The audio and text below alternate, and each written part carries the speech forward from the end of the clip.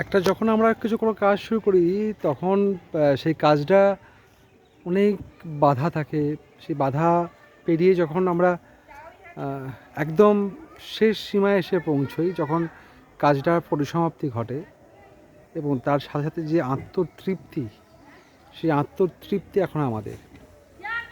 আমরা গর্বিত এই সকল মানুষকে নিয়ে কাজ করি, যে মানুষগুলো অসহায়, যে মানুষগুলো দরিদ্র, যে মানুষগুলো বিশেষভাবে সক্ষম।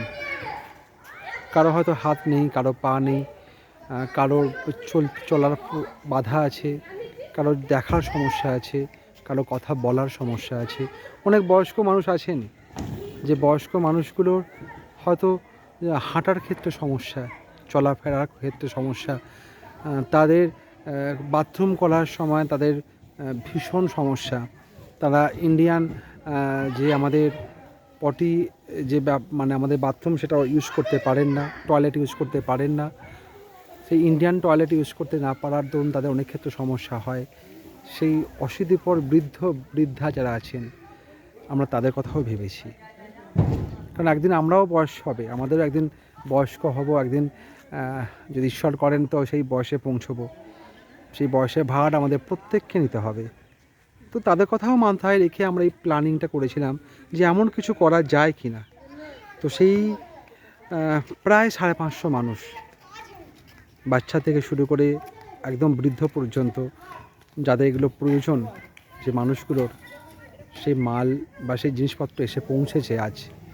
আগামী 27শে ডিসেম্বর 2024 ঠিক বেলা 10টা থেকে আমরা আমতা রামসদয় কলেজ, আমতা হাওড়া, এখানে আমরা এই মানুষগুলোর হাতে তুলে দিতে পারবো।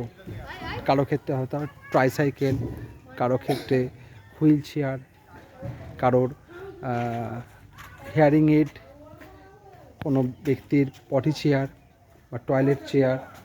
অনেক বাচ্চা আছে যাদের ক্ষেত্রেও সেই সমস্যা আছে।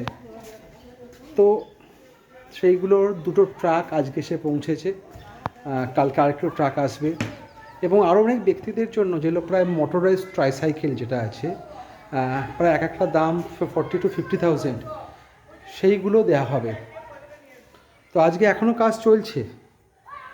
আমরা ধন্যবাদ জানাই আমতা রামসদয় কলেজ কর্তৃপক্ষ, প্রিন্সিপাল স্যার নুরুল ভাই যে সভাপতি আছেন, বা আমাদের আমতা রামসদয় কলেজের ছাত্র পরিষদকে আমার অসংখ্য কৃতজ্ঞতা। তারা যেভাবে আমাদের সহযোগিতা হাত বাড়িয়ে দিয়েছেন, ছাত্র সংসদকে আমাদের অসংখ্য ধন্যবাদ জানাই। আগামী 27শে ডিসেম্বর এই আমতা কলেজ মাঠ, আপনারা প্রত্যেকেই জানেন, যারা আমতা আশেপাশে বা যারা আমতা কলেজে পড়াশোনা করেছেন বা করেননি, তারাও জানেন যে কিছুদিন আগে একটা খুব বিরাট একটি সাংস্কৃতিক অনুষ্ঠান হয়ে গেল, নবীন বরণ ও প্রবীণ বিদায়। সেই মাঠেই এই অনুষ্ঠানটি হতে চলেছে। আর মাত্র 6 দিন পর দেখা হচ্ছে সকলের সাথে। সকলে ভালো থাকবেন।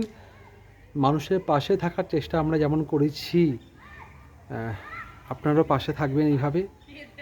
আমরা ক্লান্ত হয়ে পড়ি মাঝে মাঝে, সত্যি বিশ্বাস করুন। আজকে আমার পার্সোনাল অনেক কিছু কাজ আছে। আজকে এমন একটি কাজ, খুব গুরুত্বপূর্ণ কাজ আমার পার্সোনাল জীবনে, সেটি পর্যন্ত আমি যেতে পারছি না।